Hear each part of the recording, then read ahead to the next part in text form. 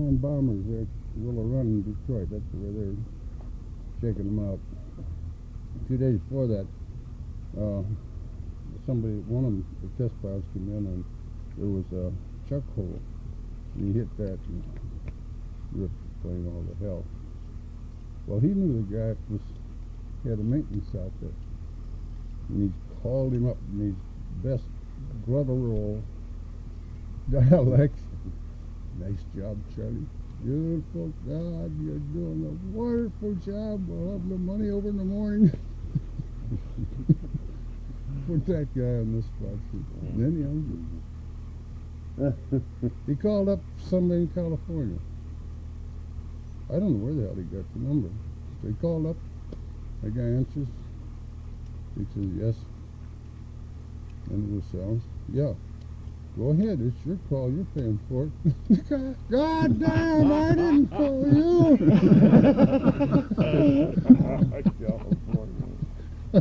New York calling. Yeah, New York calling. What a character. I haven't seen him for quite a while.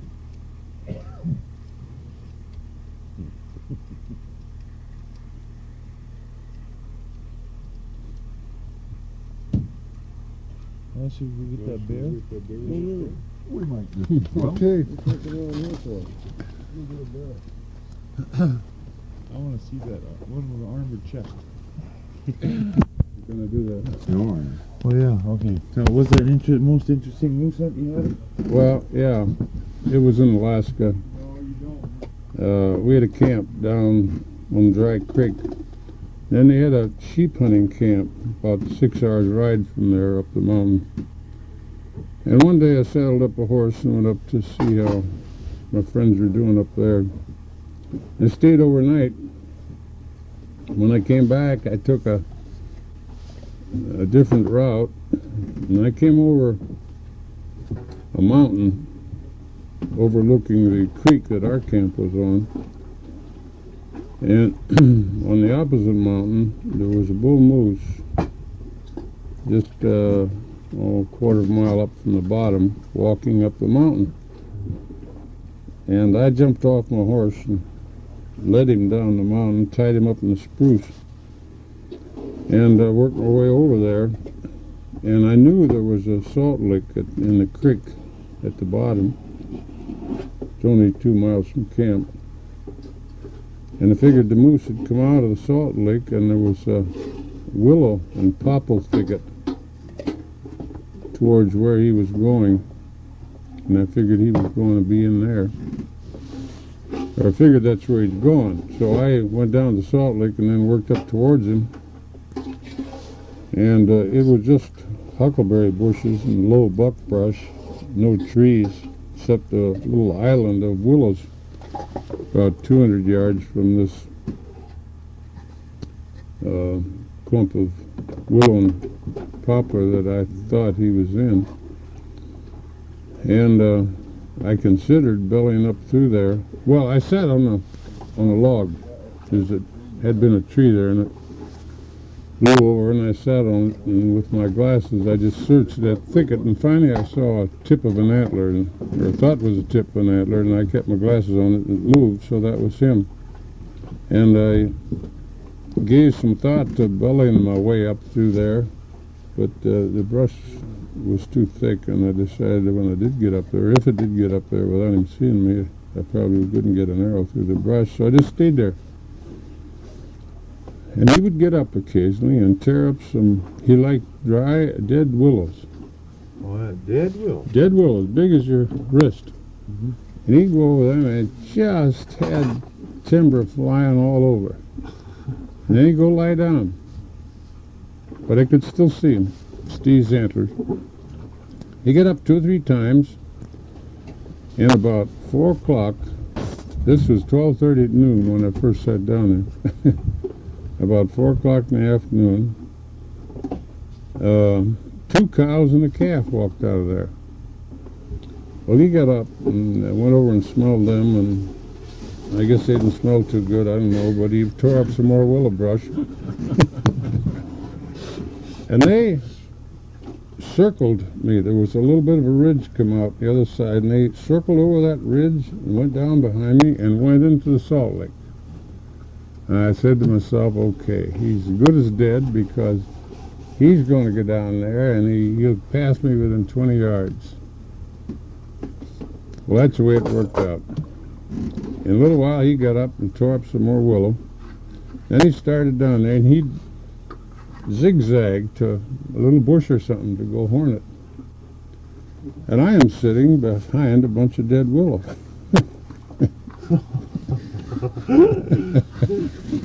And he got down about 40 yards from me, and he looked at these willow. Oh boy, look at that! And here he comes. This is big moose you shot? Yeah. No, it's not a big It's one. Alaskan.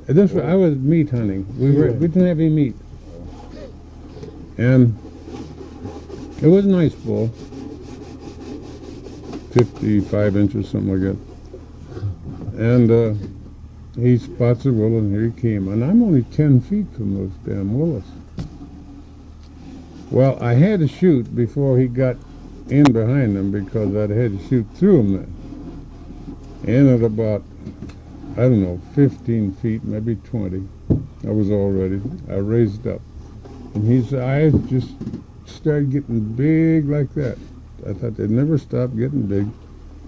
And it was head on. And this hole up in the body cavity, well, on the deer, it's about that big. On the moose, it's about that big. Where the ribs end, that's the only entrance. Well, his nose was hanging over that, and I had to miss his nose. I missed his nose by a couple inches, and I got one in there real deep. And he was so surprised. He made a couple of jumps and turned and looked, and then he started across the open, and he piled up out there about 80 yards. I'd gotten a big artery in there. I guess I got the big artery. I got closer to the center. Yeah, that was quite a thrill. And I had him in sight from 12:30 until about 4:30 when I shot him. Yeah. 12:34.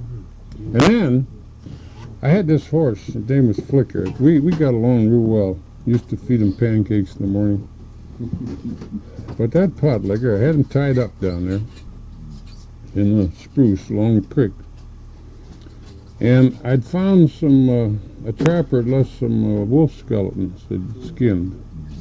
And I got the heads off a couple of them. I'm kind of a skull collector. And they didn't smell too good. A few days before, I tied them to a string in the creek there and let the water clean them up. And they were right there by where I had the horse tied up. So I untied the horse and dropped the reins. And I went over, I was going to take these in the camp. And that pot liquor, he could turn his head sideways and trail the reins without stepping on them. I knew that because he'd done it before. And he watched his chance. He'd pretend he's munching grass, see, until he got far enough away from me, and that pot liquor went home. And I had to walk, and I didn't care, but we had a couple of krauts in camp, and they were the most obnoxious people. Honest to God, they're hunting with a gun, and we had meatless, and there's no reason to be meatless with a gun in Alaska. But we had no meat to eat. And I thought, well, by damn, if I can shoot this moose with a bow and arrow before they get one with a gun, that's a big deal. And that's the reason I wanted to get in camp quick with my horse, see, rather than have to hike in. It was musky country. But I finally got in, and they shot one that morning. God damn. All the glory is going out of everything.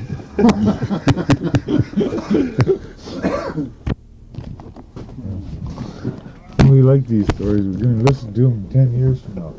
I used to hunt years ago with a bow and arrow with an attorney from Flint, Michigan. He's a big guy. He weighed about 300 pounds. And he couldn't walk, in the woods.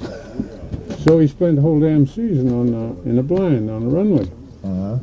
And we were hunting in the gun season then, and snow on the ground.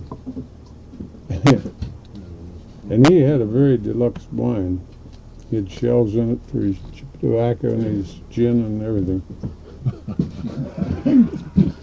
No, I'm not kidding you. And he had one of these round piano stools, you know, that screw up and down, Yeah. so he could turn. You know, he's too heavy. Oh, yeah. Yeah, okay. Well, he had a theory. He'd go into his blind on the fresh snow. If there's a track there, he's going. If there's no track, he's coming. So that's the way. That's a good theory. Okay, Yeah. Bates, did he hit it last night? No, hell, he'd be there tonight. That's what I said about my place, remember? I said, there's nothing there, but he might be there tonight. You know, he came into camp, he's a real funny guy. A great big belly, and he played a little tiny uke, and he'd sing. He entertained us, you know, at nights. All right. He came in one evening from hunting. He said, boys, I had a terrible day. Oh, he said, it was awful. Put it down Well, what happened? You know? Well, he said, you know, my blind, it's fixed up real nice in front. Yeah, we know it. We all knew it. But he said it's open behind. He said, I heard a noise this evening, and I looked back here, and here's a doe looking in. He said, I was never so embarrassed in all my life. He said, my blind was so untidy.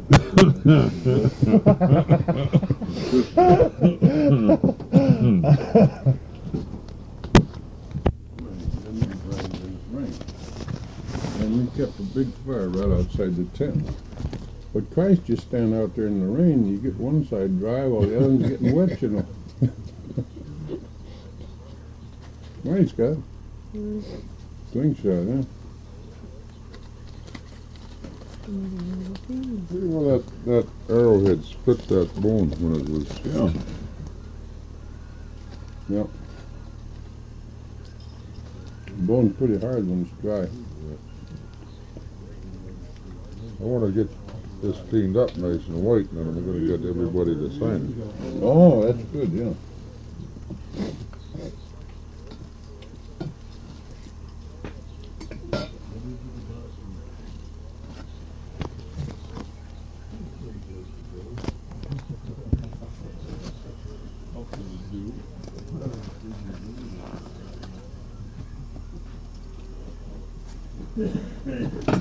Well, Hap's a head boiler, but I don't know how they're looking yet. How are they looking, Hap?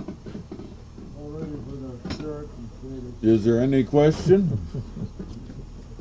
Whose is the largest? Have you got the stretcher out, or what?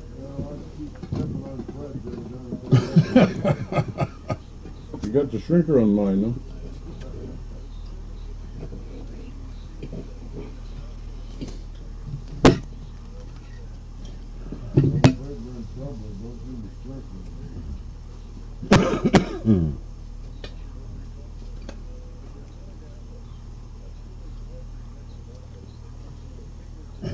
You carry calipers in camp? No, when I get a tape measure, we can. I guess so. We used to have a deal to measure things, but when I was a measurer for our bow hunter club, but I'm not the measurer anymore, and the other guy's got it now. Uh-huh.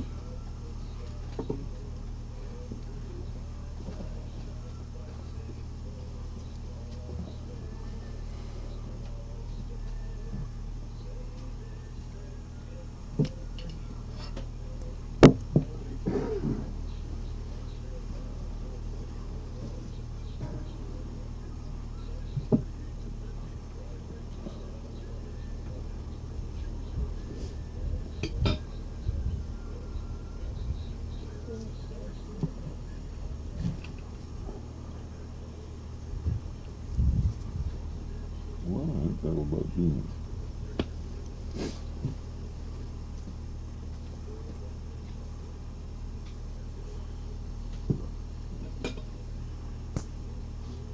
Our kitchen wasn't all that watertight. I have a few holes, eh? Yeah, No. there's you all right. Now all you gotta do is call the roof up. Yep. I can fix it up.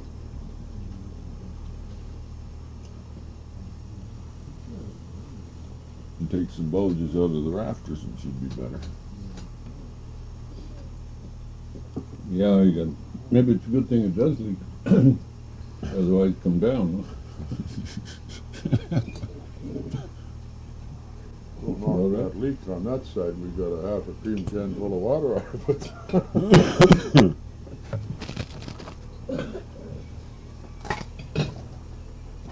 That other deal was sure bellied in when I got up this morning, though. What?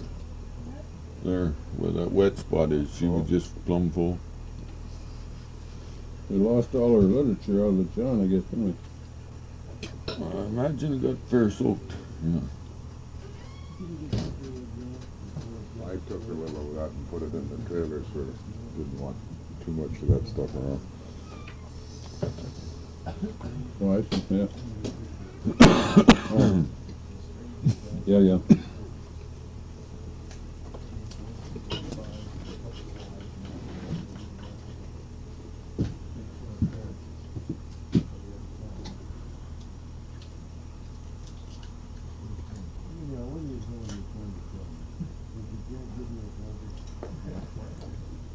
We gotta have a dealie today, for sure.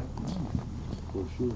Then I tried to get another broadhead out. There was another blunt in there that the feathers had overlapped it.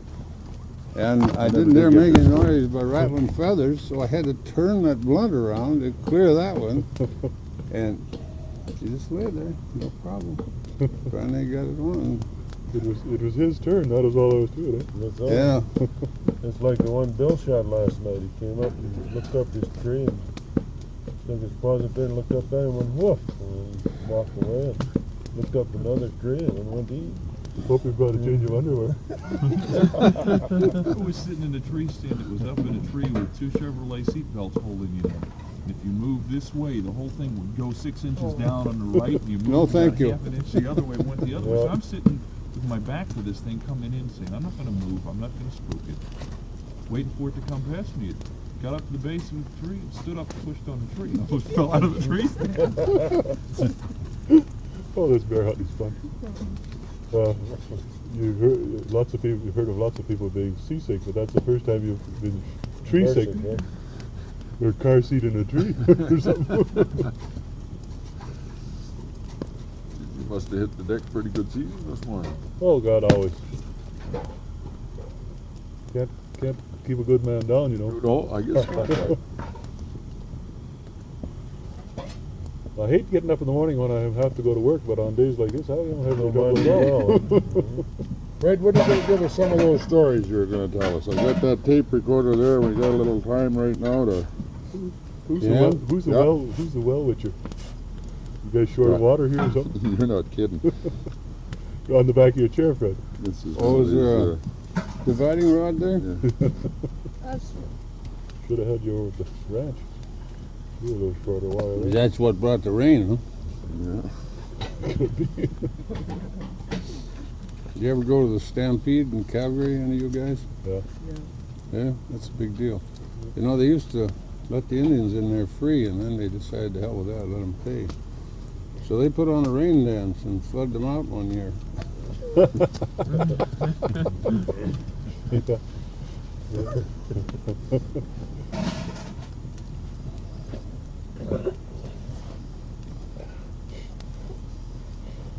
That soup should be just about done.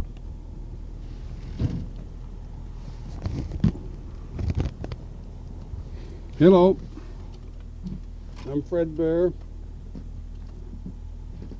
It is May 21st, 1976. We are sitting in Big Bear Camp in north central Saskatchewan. We are in the Fort Alacorn game management area. Is that right? It's a beautiful day. We are just about to finish 5 days of bear hunting. Some of the members of the Saskatchewan provincial bow hunters are here with me, and I'm supposed to tell some stories. I think we'll start back in the beginning. I grew up on a farm in Pennsylvania. I spent many hours looking a horse or a mule in the stern with a pair of plow handles in my hands, and when I was 16 years old, we left the farm and moved to town, Carlisle, Pennsylvania. I was really happy to get away from the horses. Horse is one thing in a mountain, that's great, but behind the plow, that's something else. Well, I joined the Army.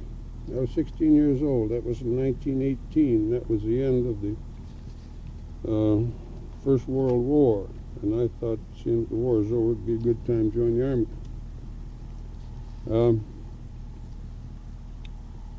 I belonged to an infantry unit for 6 months, and then they made it into a cavalry unit, and I'm back with the horses. Anyhow, that worked out right. I don't think somebody, Bob there and Dennis, know that I was a government hunter for 5 years. Used to go out on assignments where bears or wolves were giving the cattlemen trouble. And I want to tell you a story about my most interesting assignment was in Montana. There was a big grizzly, had been killing cattle and sheep. He had well earned the name of Old Pigeon Toe. He used to walk with his toes turned in. Most bears walk that way, but Old Pigeon Toe, he had him turned in for quite a while, for quite a ways. We got to know each other pretty well, this Old Pigeon Toe and myself. He eluded me for a year and a half.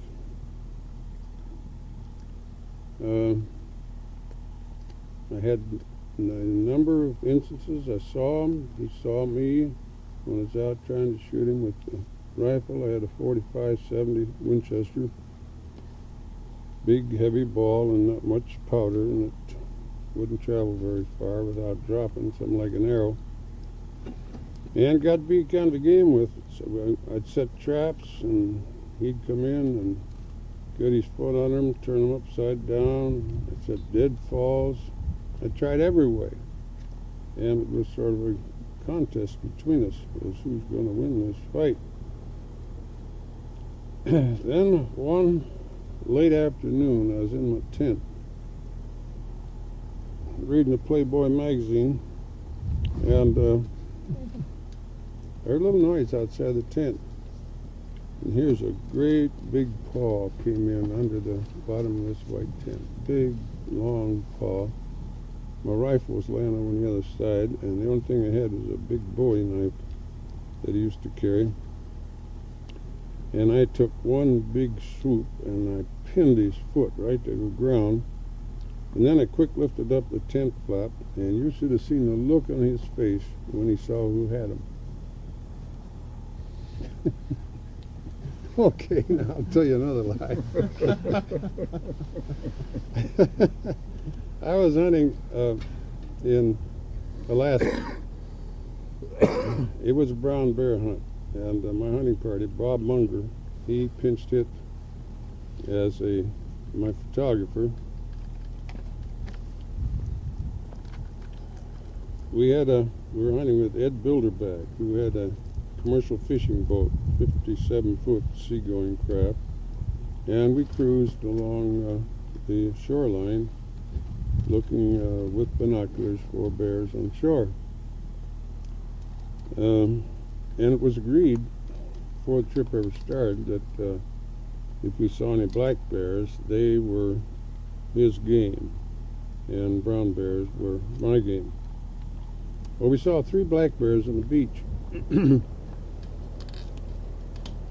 And we anchored the boat and got into a skiff and went ashore and made a sneak on them. We got about 40 yards from them. A little point of spruce came out. We got in that. And I had the camera. I was photographing the shooting of the black bear. And also had my bow. Bob, I should say, is not the greatest shot with a bow in the world. Matter of fact, he can't shoot very well. He doesn't practice except when he's hunting, when he's shooting at game, but he is a very, very determined hunter. He has eyes like an eagle, and I'm sure if there wasn't anything else to hunt but mice, he would hunt them. Okay, here we are. There's 3 bears out on the beach 40 yards from us, and they're pawing around the kelp for goodies. And I held Bob off, and I ran 100 feet of film to the camera. And then I loaded up, and I said, okay, Bob, start shooting. Well, Bob started shooting. These arrows go skidding by these bears on that sandy beach, and they would turn and look at them going out of sight, and by that time another one would be going by, and they hadn't any idea what was going on. He shot all his arrows and all mine. Well, about that time, the bears decided there surely must be something wrong around here, and they scampered in the woods. Well, it was too dark for camera work in the spruce bog there, and I dropped the camera, and we went out and got the arrows and sharpened them and went into the spruce. It was full of game trails, moose trails, and bear trails and whatnot. And we got scattered, and I got a bear in sight, and I guess they'd probably never seen anybody. And he just kept ahead of me, but I could never get a clear shot at him. And he went across this was in the spring of the year, in May, maybe about this time, yeah. There was a lake there, or a big pond. It was a couple hundred yards across, and the ice had melted around the edges, and this bear crossed that. Well, I jumped the 5 feet or so that was melted, and when I got about the middle of the ice, I got a shot at the bear. And I heard a clicking, and I figured I'd got him through the ribs. And just about that time, I heard the scratching of bark, and another bear's coming up a spruce, a great big Sitka spruce, 3 feet in diameter, just ahead of me on the edge of the pond. So I started to holler and bark like a dog, and I ran over there, and I kept him up a tree, and I said, well, boy, here's Bob's bear. Well, then I started yelling for Bob, and he came, and Ed Bilderback came, and Harley King, who was a second in command, he came. And that was too much from the bear, and he went right to the top. And it was a tall tree. And I knew we had a problem. So we positioned Bob at an angle where his arrows would fall on the beach. And then we set up a relay team. Bringing arrows back and sharpening them. We had 3 of us working there pretty hard for about an hour. Every once in a while, an arrow would hit a rock, and that's the end of the arrow, of course. And finally, it was at least an hour this went on. And in one arrow, he hit the bear. He just hit it. He only pulled his bow halfway back, and the arrow didn't go in very far, and was kind of hanging there. And that wasn't a very happy situation, but finally we're out of arrows. And the arrow had dropped out of the bear, and that one was used up also. And this got to be a kind of a monotonous, sort of a gruesome operation. And I said, to hell with you, I'm going out and find my bear. And I didn't figure I'd have to go down this moose trail very far to find him. But I did. As it turned out, he was gut shot. Excuse me. I just blind hunted all around that area, and finally I jumped him. Well, I didn't have anything. I only had a couple of blunts in my bow quiver, because Bob had used all mine up. And but I ran after him and yelled, and I got him up a tree, but I didn't have anything to shoot him with. I thought maybe take him back of the air with a blunt, but then I thought again, no, knock him out of the tree and he'll start running and maybe never find him again. So I started to yell. And Ed Bilderback came over. He said, what's the trouble? And I said, well, I got this bear up a tree and I haven't got anything to shoot him with. He said, bring me an arrow. He said, there aren't any more. I said, there must be an arrow back in that beach somewhere that I can shoot this bear with. Well, he said, I'll go see you. And I sat down there, and about half hour he came back, and the arrow had hit a rock and it curled the head up. But I bent it out with my pliers and sharpened it and shot the bear. Well, he fell out of the tree and broke that arrow. Well, we're back to the same situation, back to the tree. And Ed Biddleback, who is, he reminds me a lot of Ray here. He's quite a going concern. He had an M1 carbine with a clip of 20. And there was another spruce tree, grew about 30 feet from this one. And he said, Bob, I'll go up I'll go up this other tree and I'll shoot the limb off. Bob said, don't shoot the bear. He said, no. So he sent up a tree. He shot 19 shots. He said, I'm saving the last one for myself. But he didn't get the limb shot off. But he came back down and he said, Bob, I got an idea. If you go up that tree, you're only 30 feet from that bear and you can shoot him real easy. Well, we had two problems there. We didn't have, Bob wasn't too anxious to go up the tree, and we didn't have an arrow. So we went back to the beach again. And we found a whole arrow that didn't have a head. Then we found the front end one that had a head. And we were shooting glass arrows, and this one had a short piece of glass shaft on it. And I filed it lengthwise on both sides until I could open it and put it over this arrow that had no head on it. And the arrow had no knock on it either. It just had that aluminum thing sticking out. So I took my file and I filed a knock in this pointed aluminum thing. And we taped. Bob always has a roll of black tape in his pocket. He fixes everything with black tape. And we taped that. And we gave him a shove up the tree. And he climbed the rest of the way. And he got up to the height of the bear. And he yelled down, I can't get a good shot at him. He's behind limbs. Well, Ed spoke a few bad words. And he grabbed a stick there about 6 feet long and went up the tree the bear was on. He got underneath and he began poking him. And he said, now, Bob, how do you want him? Want him facing you or what? Well, he finally got him sideways, and Bob shot the bear. There's a little more to the story, but it's kind of gruesome. But anyhow, he shot the bear and he fell out of the tree, and that hunt was over. Now, I'll tell you a true story. No, that was a true story. That's just the way it happened. It was quite a trip. I've made some films for ABC for their American Sportsman program, and they have been very interesting because it involved taking 8 or 10 New Yorkers